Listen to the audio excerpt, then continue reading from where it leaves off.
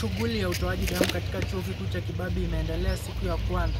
Msimamizi wa shughuli hiyo akiwarai wanafunzi wa chuo kikuu cha Kibabii kujitokeza kwa idadi kubwa ili kufanikisha mradi huo pasipokuwa na changamoto yoyote.